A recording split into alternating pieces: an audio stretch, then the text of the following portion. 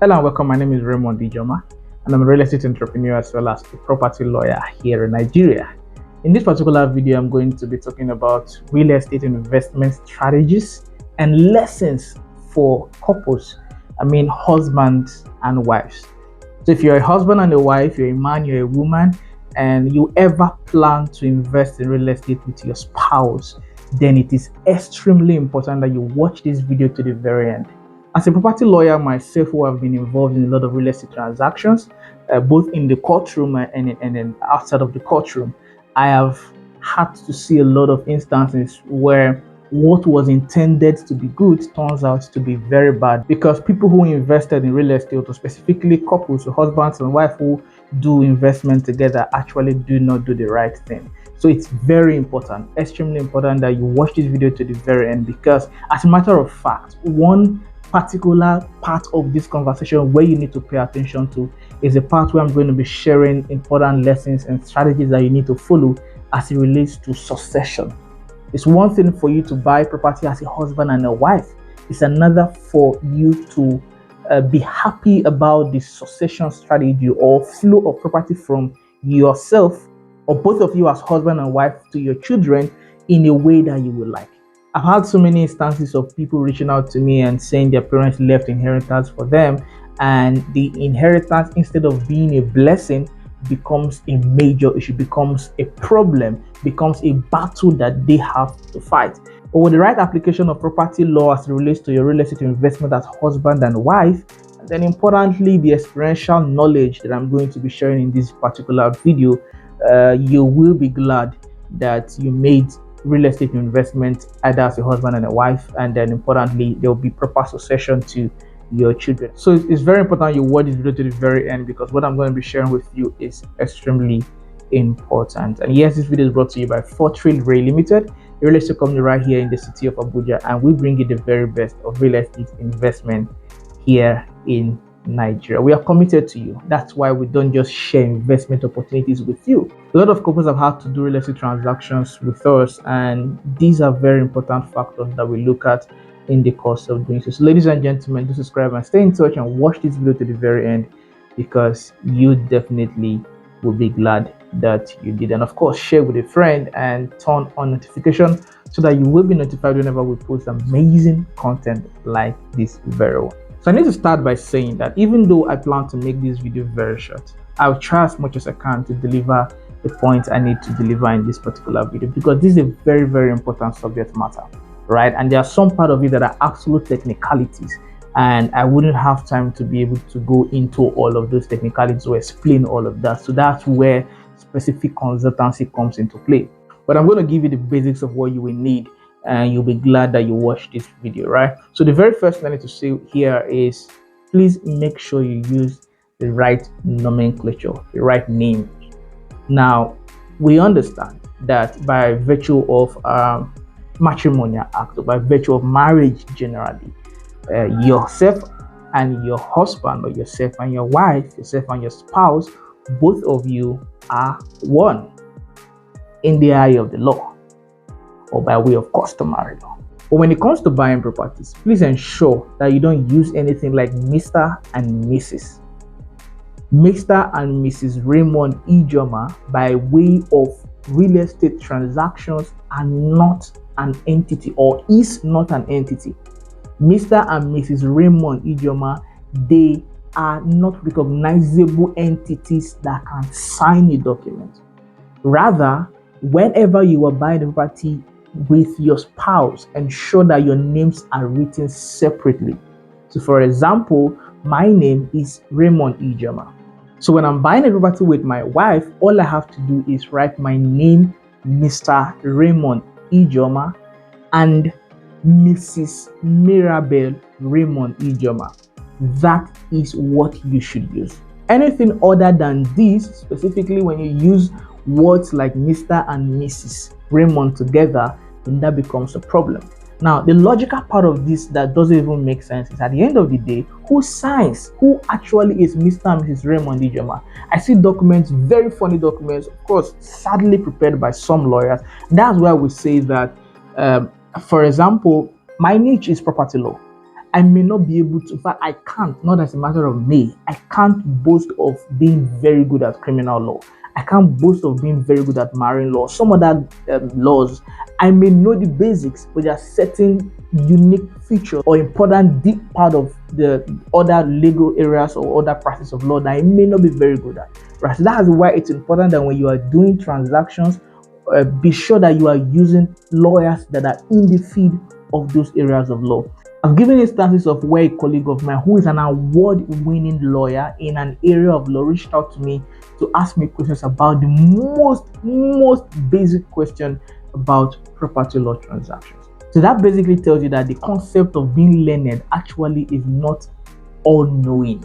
The fact that the lawyer claims to be learned doesn't mean that he knows everything. That is not possible. It's not the Holy Spirit. So basically, the point I'm trying to drive at here is this type of document is prepared by a lawyer, where you see Mr. and Mrs. Raymond Ijoma on the document, and that doesn't make any sense. And at the end of the day, there's a column where the husband and wife are supposed to sign. So who is supposed to sign? Is it the husband or the wife? Or are they both going to sign on top of each other's signature? I mean, that doesn't make any sense. I have stories that I would have loved to share on this subject matter, but time will fail me to do so. So the point I basically want you to get from this very first point is ensure that you use the right nomenclature. Don't use Mr. and Mrs. Please use your names separately. Mr. Raymond Ijoma and Mrs. Raymond Ijoma, assuming that's the name of your spouse, of course. Right, so just make sure you use the right names. That's the very first point I need to share with you very quickly. Number 2, use the right strategy for proper succession. There's another point where I'm going to explain this a bit further, but this particular one is at the immediate level between yourself and your spouse. Now, this is going to be a bit technical, or it's supposed to be technical, but I'm just going to summarize it so that you understand it. Now, whenever you are buying property as husband and a wife, I understand that in some marriages, there's a level of transactional partnership to their marriage. So, for instance, you have a husband and a wife that both are somewhat independent in their businesses and all of that. So, where you see instances where the husband brings 60%, or the wife brings 60%, and the husband brings 40% to buy a particular property. Now, if you are such, or you are that type of husband and a wife as relates to investing in real estate, then you need to also inform your lawyer so that your lawyer will properly put that in the document. Because when either of the parties died, there's an implication of what was used in the title document, right? So it's important that you properly inform your lawyer. If it's on a 50-50 basis, then that's also fine. You just need to inform your lawyer, because there are two strategies that apply here. You have the joint tenancy and you have the tenancy in common. Time will fail me to explain all of this as relates to your transaction, but do well to inform and talk to a property lawyer before you make any purchase, so that the terms or the condition as it relates to that investment between yourself and your wife is clearly defined in the document before you actually sign the papers. And number 3, invest with goals in mind. Clear, defined goals in mind. Now, I should have actually used this as number 2 because the goals that you have clearly defined will help you determine what your lawyer is going to use in your title document or not. There are some husbands and wives that buy properties on temporal basis as investment. There are some others that buy inalienable properties that can't be sold, right? They just define those properties as family properties, and they are determined as inalienable, and nobody can sell them. And number 4, it's a bit sensitive, but I need you to pay attention. Now, this is Africa. This is Nigeria. We know that certain families, you have to employ certain strategies to be safe, or be able to actually reap what you actually worked for. And particularly to women, there are certain attitude that certain families give to women, especially when the husband kicks the bucket first, right? So this is a very sensitive matter, and I don't intend going into so much details. But what I need to say here is, you know the family that you are from, right? So certain families strictly require you as a man to marry your wife statutorily for you and your wife, and importantly your children, to be safe. Now that also has implication, because by virtue of getting married statutorily, there's also a clear line that cuts away the nuclear family as against the extended family. In other words, if you also want to create a balance between your own family, that is your husband and your wife and your children, as well as your parents, your uncles and relatives, if you want to create a proper balance, then you have to consider writing a will. Like I said, it's a bit sensitive, but it's very, very important, because I have seen too many families turn into something else, especially after the man dies, right? So you need to begin to apply the right strategies and do the right things based on who or the type of family that you have, so that you actually keep either your wife safe and your children safe when you kick the bucket as a man. And also the same for the woman, because there are also certain other customary elements that come in, especially when the woman is also from a wealthy home or is independent enough to have her own resources and wealth, and also that has its own implications. So all of these factors are not or should never be a straight line conversation. So it has to be based on specific consultancy, and importantly, you yourself. I mean, how you get to know your family, or what you want, importantly, as a man or as a husband and a wife. And lastly, which is number 5, make inheritance easy. Making inheritance easy is not a matter of, okay, I've bought a lot of properties, all of you can have it. You have to do more beyond just buying properties. First, when you buy properties, make sure there is proper documentation in your name first, or whatever name you want to put it in. Make sure there is proper documentation. When you have proper documentation, that is your first step to making inheritance easy. Like I said in the beginning, I have been contacted by so many people who have issues inheriting their parents' or father's properties.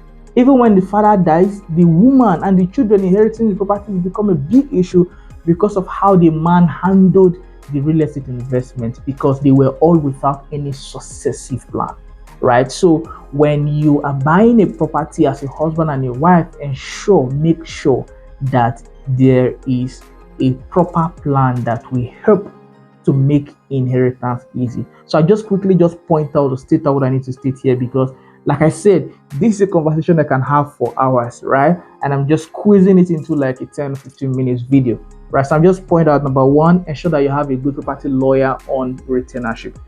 Property lawyer is on emphasis. Ensure you have one on retainership, so that the person is aware and represents your family's interest no matter what happens at any point, right? And also make sure your children are aware of your properties, because in doing this business, I realized that a lot of parents also buy properties and their children don't know where the properties are. So when they die, start communicating to the children, those properties go to waste. So imagine who the sacrifices you made were meant for, right? So make sure your children are aware of where your properties are. And also expect that there's an age that your man should get to. You begin to inform at least one of your children, if not the first one.